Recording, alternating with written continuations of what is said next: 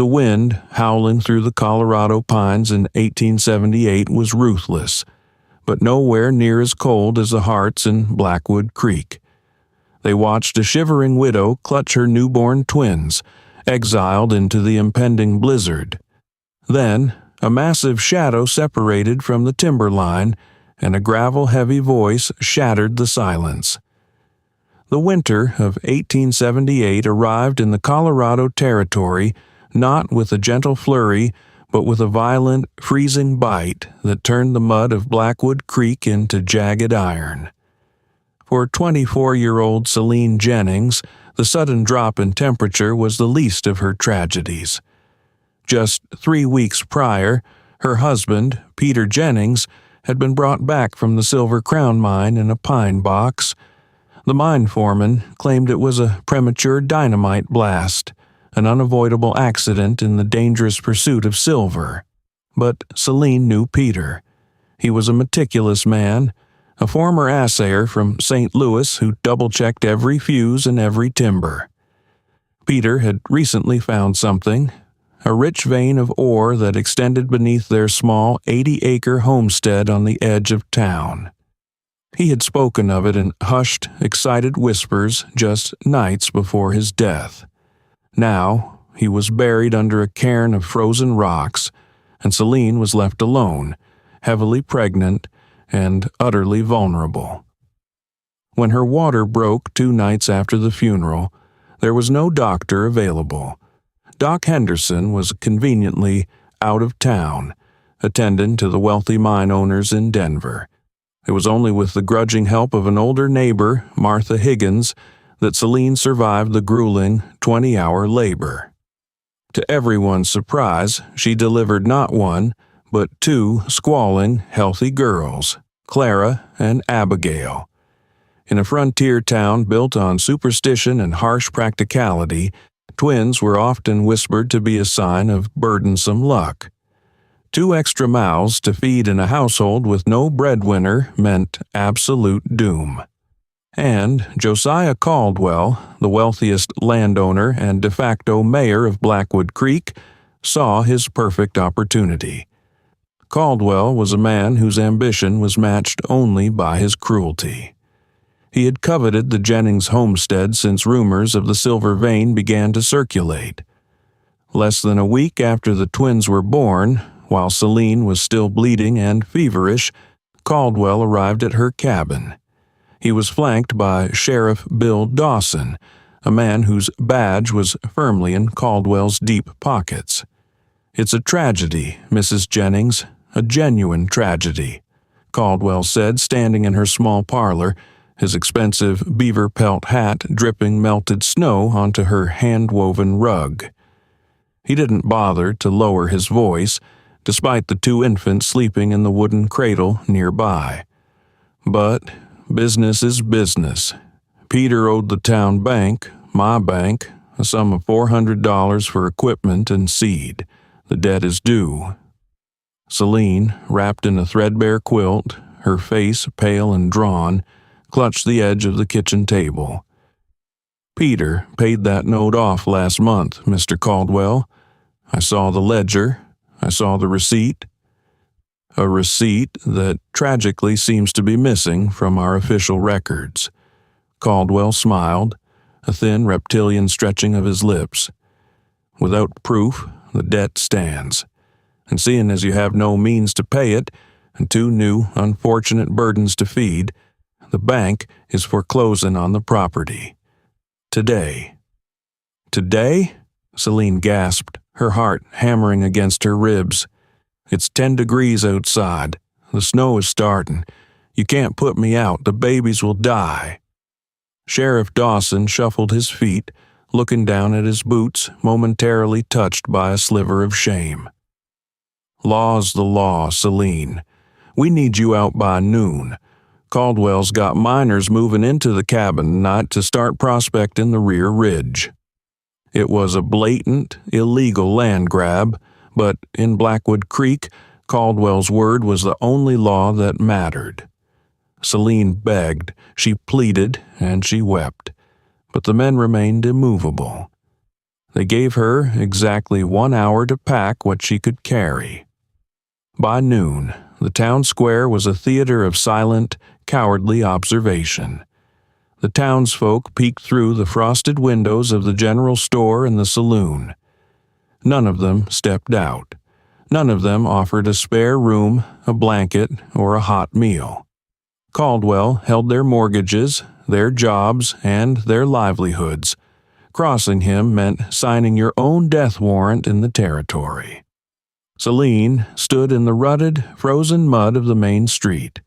She had harnessed herself to a small handcart, loaded with a few woolen blankets, her husband's old canvas coat, a sack of flour, and the wooden cradle holding Clara and Abigail. The babies, feeling the bitter sting of the cold, began to wail, a thin, reedy sound that cut through the howling wind. Caldwell stood on the boardwalk outside the bank, a smug, triumphant cigar clamped in his teeth. "You'd do best to head down the valley toward the mission in San Luis, Mrs. Jennings. If you walk fast, you might make it before the storm hits." It was a 40-mile walk. It was a death sentence, and everyone watching knew it. Celine's knees buckled under the weight of her despair. The cold was already seeping through her worn leather boots, numbing her toes. She looked down at the screaming infants, her tears freezing on her cheeks before they could fall. She had no money, no horse, and no hope. The sheer cruelty of the world pressed down on her, heavy and suffocating as the dark winter clouds rolling over the peaks. "Please," Celine whispered to the empty, uncaring street. "Somebody, please." Nobody moved. Caldwell chuckled, turning to head back into the warmth of his bank. But the door of the Blackwood General Store creaked open, heavy hinges groaning in protest against the wind. A figure stepped out onto the porch, so large he seemed to blot out the weak gray sunlight.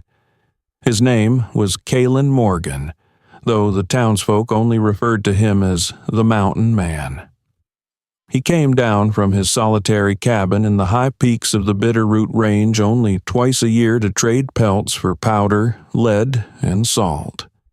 He was a man carved from the very granite of the mountains, standing over 6 feet 3 inches, broad-shouldered and draped in heavy wolfskin and oiled canvas. A thick, dark beard obscured the lower half of his face, and a jagged scar ran from his left temple down to his jawline, a brutal souvenir from a grizzly bear years ago.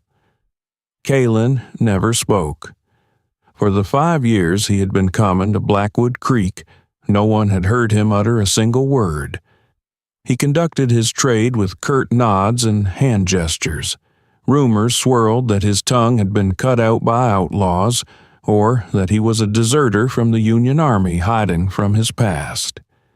He was an object of fear and fascination, a wild thing that only temporarily tolerated civilization.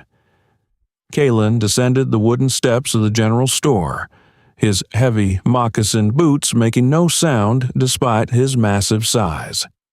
A custom-made Sharps buffalo rifle rested easily in the crook of his arm.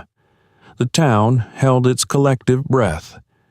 Kalen walked purposefully through the frozen mud, past the cowering horses hitched to the saloon, straight toward the center of the street where Celine was huddled over her crying twins. Caldwell stopped on the bank's porch, his cigar pausing halfway to his mouth. "Move along, Mountain Man. This ain't your business. Just a local foreclosure."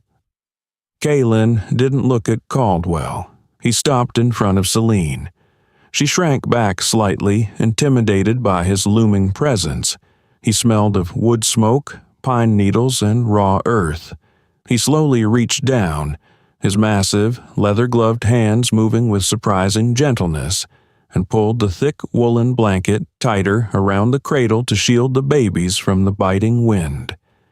Then, Kalen turned slowly to face Josiah Caldwell and Sheriff Dawson.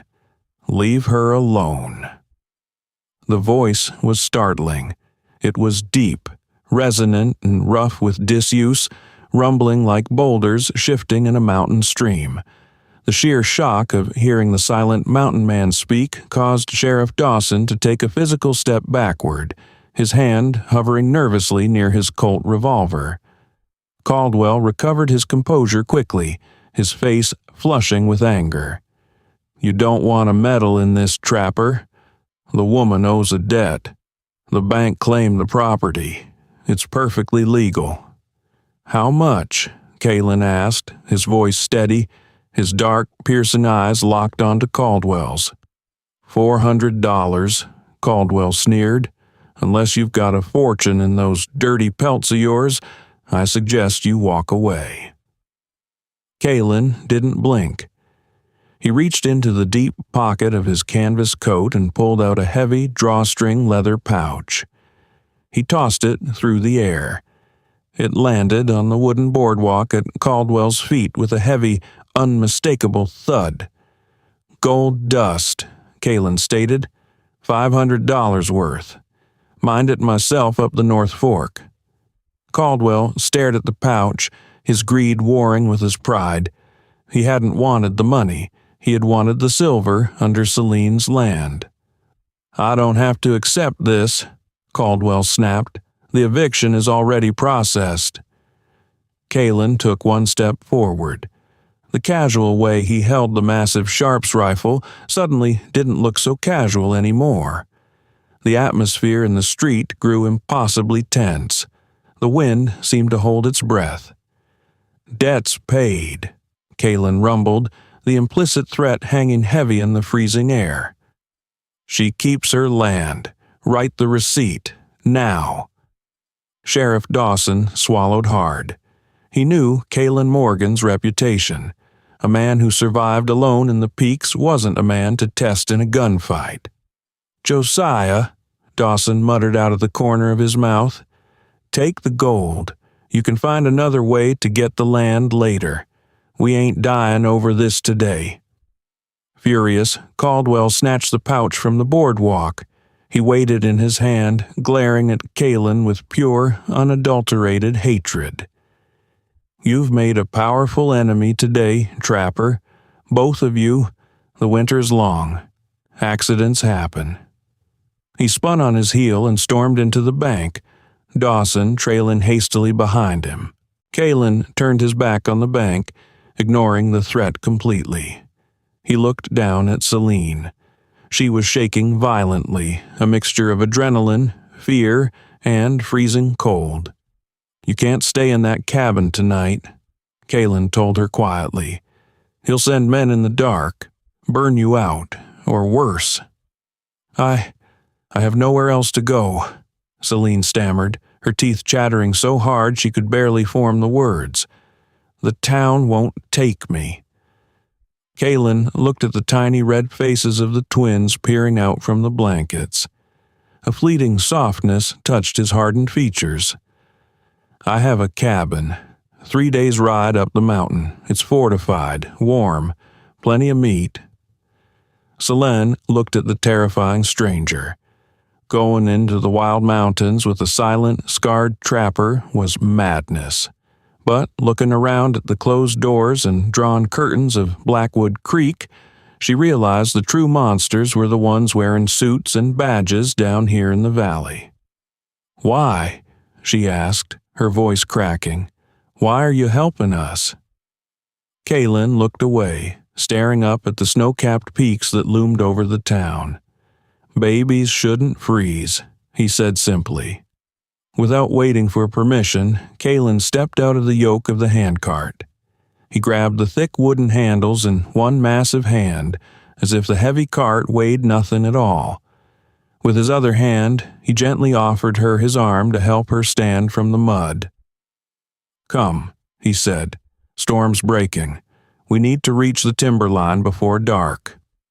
As the first heavy flakes of the blizzard began to fall, burying the muddy sins of Blackwood Creek in a blanket of white, Celine Jennings took the mountain man's arm. Together, they turned their backs on civilization and began the long, treacherous climb up into the shadow of the peaks.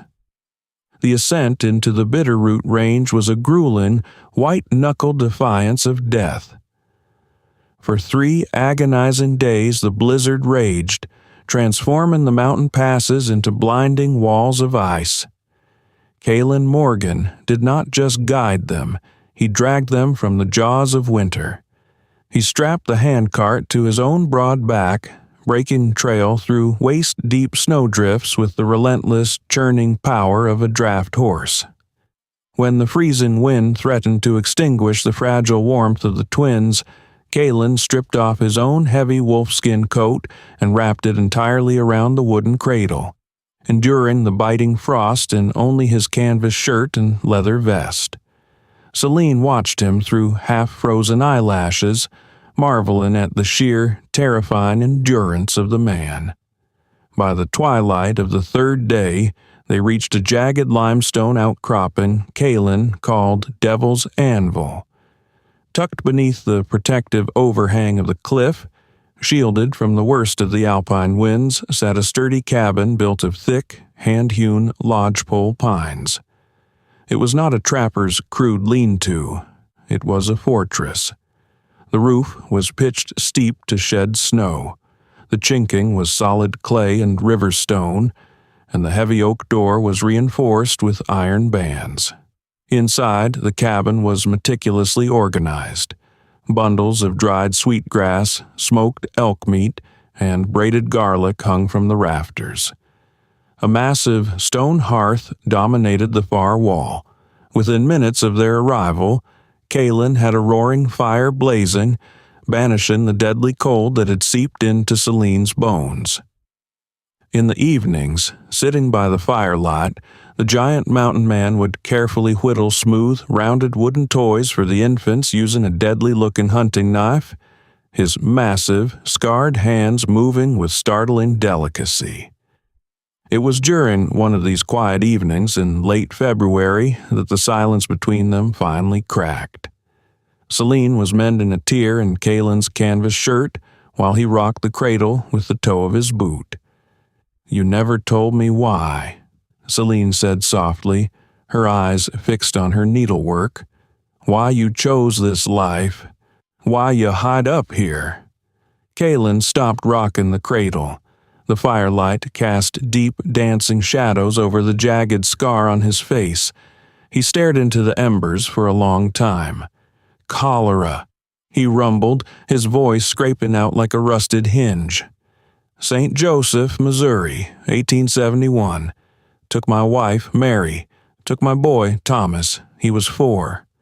Kalen swallowed hard, his jaw clenching. Down in the valleys, men trade in sickness, greed, death. I came to the peaks to breathe clean air. Promised myself I'd never watch another innocent thing die if I had the power to stop it." Celine lowered her sewing, her heart aching for the tremendous grief buried inside this colossal man. She reached out, her smaller, softer hand gently covering his rough, calloused knuckles. For the first time, Kalen didn't pull away. The touch was electric, a silent acknowledgement of their shared brokenness and the quiet, undeniable warmth blooming between them. The next morning, driven by a need to make herself useful, Celine decided to properly clean and mend her late husband's old canvas coat, the one she had used as a blanket during the trek. As she washed the heavy fabric in a tin basin, she felt a stiff crinkling in the lower lining. Taking a seam ripper, she opened the hem. Hidden inside was a small oilskin-wrapped package. Celine's breath hitched as she unwrapped it on the wooden table. It was Peter's missing leather-bound ledger. But as she opened the pages, her confusion turned to a cold, sickening horror. The twist of her husband's fate was laid bare in black ink. Peter hadn't just found a silver vein. He had mapped a massive geological fault line indicating a virgin mother lode that stretched directly beneath Blackwood Creek. But more damning was the folded piece of official stationery tucked into the back cover. It was a certified territorial patent preliminary draft, signed by Governor Frederick W. Pitkin and stamped by Chief Assayer William H. Harrison of the Denver Mint. A hastily scrawled note from Peter in the margins of the final page read, "Caldwell knows. He intercepted my wire to Harrison. He offered to buy me out for pennies. When I refused, he threatened Celine. I am hiding this ledger. If anything happens to me in the tunnel tomorrow, it was no accident." Celine dropped the book, her hands trembling violently. Peter's death wasn't a tragic mining accident. It was a calculated, cold-blooded murder orchestrated by Josiah Caldwell to steal a fortune. And because Caldwell couldn't find the ledger in the cabin, he had evicted her, hoping she would freeze to death and take the secret to her grave. When Kalen returned that evening, Celine showed him the book. As the mountain man read Peter's final words, his dark eyes hardened into chips of black ice. The quiet peace of the cabin evaporated, replaced by the grim realization that their isolation would not last. "The spring thaw is coming," Kalen said, looking out the frost-rimmed window toward the valley.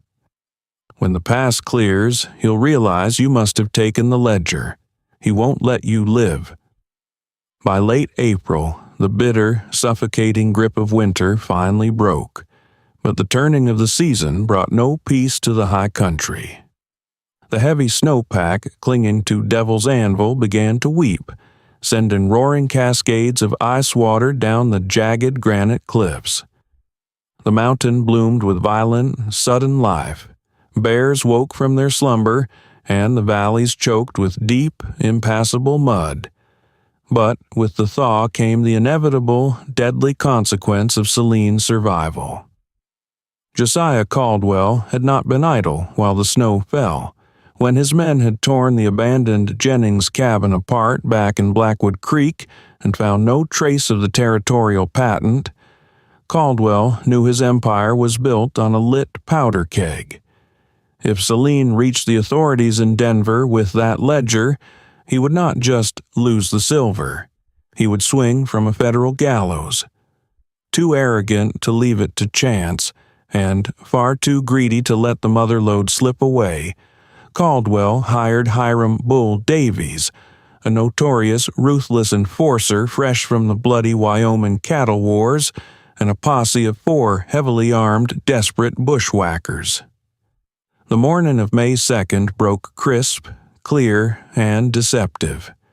Kalen was chopping firewood near the tree line, his axe falling with rhythmic, echoing thuds. Suddenly, he paused. The giant mountain man possessed instincts honed by years of surviving predators, both animal and human.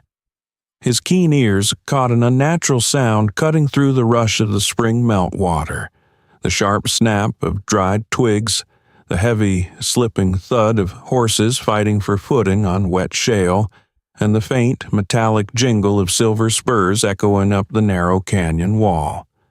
He dropped his axe instantly, sprinting back to the cabin with long, ground-eating strides. "Get the girls, put them in the root cellar," Kalen ordered, his voice cracking like a bullwhip the moment he slammed the heavy oak door shut behind him. He snatched his custom Sharps buffalo rifle from the stone mantel and began shoving heavy, wrought-iron bolts into the door frame. "They're here, 5 of them, maybe 6. Celine didn't panic. The timid, weeping widow who had been cast out into the mud of Blackwood Creek had died in the blizzard months ago. In her place stood a mountain woman, hardened by the brutal altitude, shaped by the silence, and fiercely fortified by the love for her daughters.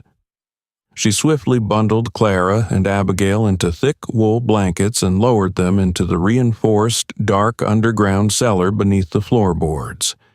But instead of climbing down into the dark with them, Celine closed the heavy trap door, dragged a braided rug over it, and walked straight to the corner of the room. She pulled Peter's old double-barrel 10-gauge shotgun from its resting place and methodically loaded it with thick brass shells of double-aught buckshot. "I'm not hiding," Celine said, her voice steady, her eyes meeting Kaylin's across the dim cabin. "This is my family. This is my fight now." Kaylin looked at her, his dark eyes taking in her resolute stance. A profound, silent respect flashed across his scarred face. He didn't argue. He gave a single, firm nod. "Keep away from the windows. If they breach, aim center mass." The assault began without a single word of warning. A deafening barrage of Winchester rifle fire shattered the cabin's front window, showering the wooden floorboards with jagged glass and white-hot lead. Kaylin rolled expertly out from behind the heavy oak table, bringing the heavy sharps to his shoulder. The rifle boomed like a cannon in the confined space, the concussive force rattling the tin plates on the shelves. A heavy, wet thud outside in the mud signaled his aim was true. One bushwhacker was down before the fight had truly begun. "Burn them out!"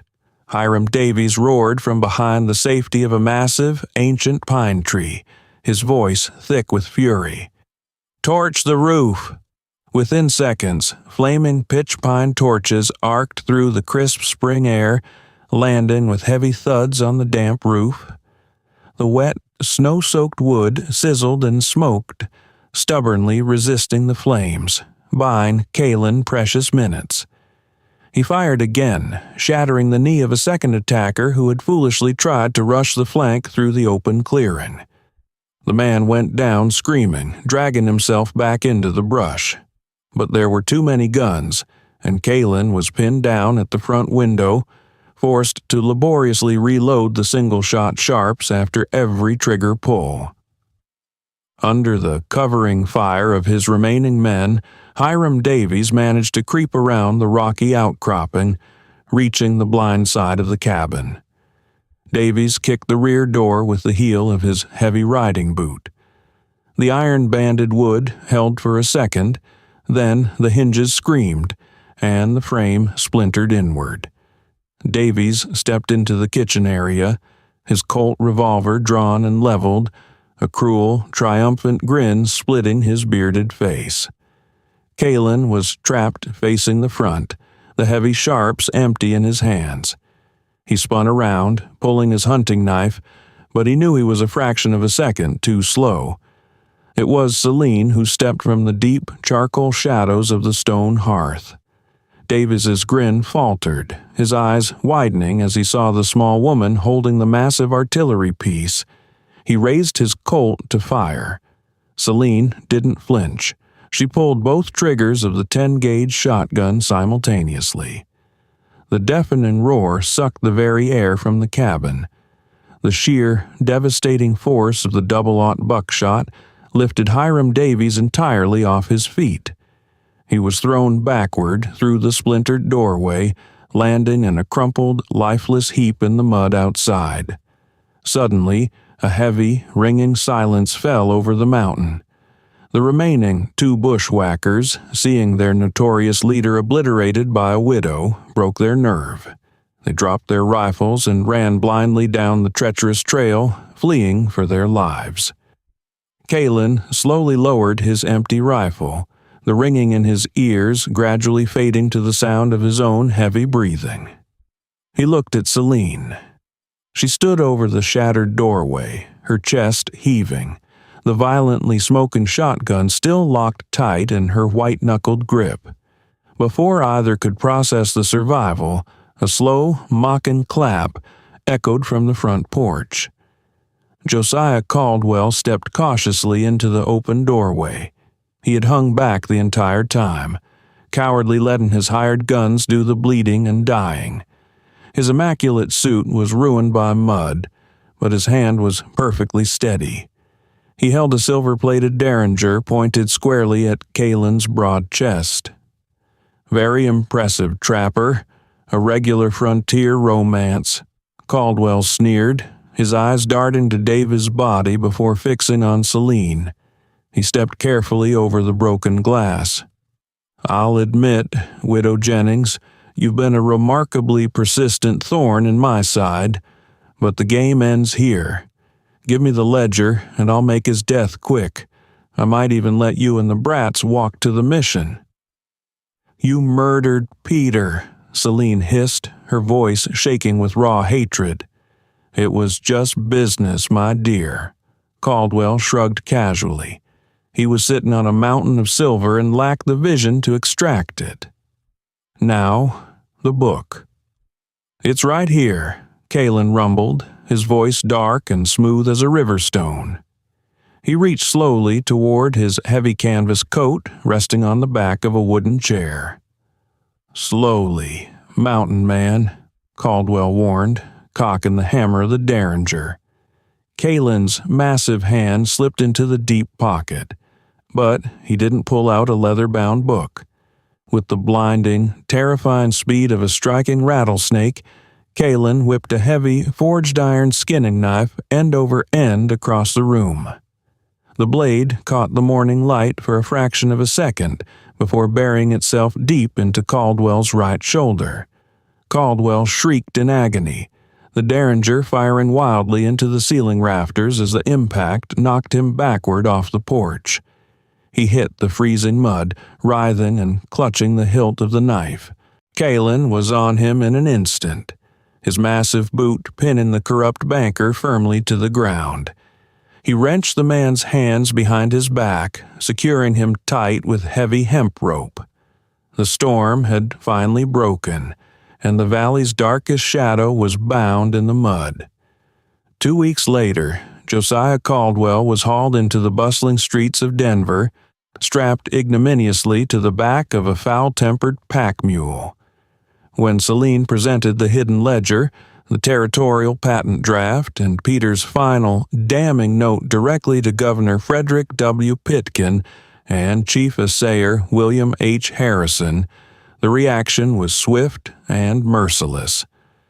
Federal marshals swarmed Blackwood Creek by the dozen. Caldwell's assets were immediately seized.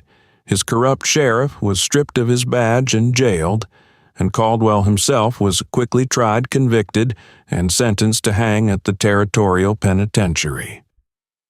Celine Jennings was legally recognized as the sole, rightful owner of the Blackwood mother lode. Within a month, she leased the mining rights to a massive Denver conglomerate for a staggering, life-altering fortune, ensuring that Clara and Abigail would never know a single day of hunger, cold, or fear for the rest of their lives. But Celine didn't buy a sprawling brick mansion in St. Louis, nor did she commission a fancy townhouse in the elite neighborhoods of Denver. When the final paperwork was signed and the bank drafts were secured, Selena bought a single, sturdy wagon loaded with a year's worth of premium supplies.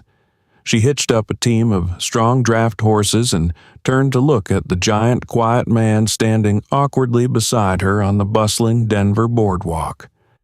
Kalen Morgan had fulfilled his promise. He had intended to escort her safely to the authorities and disappear back into the lonely wild. "Where to, Mrs. Jennings?" the stablemaster asked, tipping his hat to the wealthy new heiress. Celine smiled, a genuine, radiant warmth lighting up her face. She reached out, slipping her delicate hand firmly into Kalen's rough, scarred palm. The mountain man looked down at her, his dark eyes softening with an emotion he hadn't let himself feel in a decade. "We're going home," Celine said. "Take us up the mountain."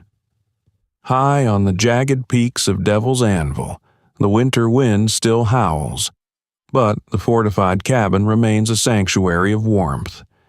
Celine and Kalen built a life together not out of desperate survival, but out of a profound, hard-won love. The twins, Clara and Abigail, grew up wild and free, knowing a giant father who spoke little but loved fiercely. Sometimes the most brutal storms do not arrive to destroy us. They simply come to wash away the corruption of the valleys and guide us exactly to where we were always meant to belong.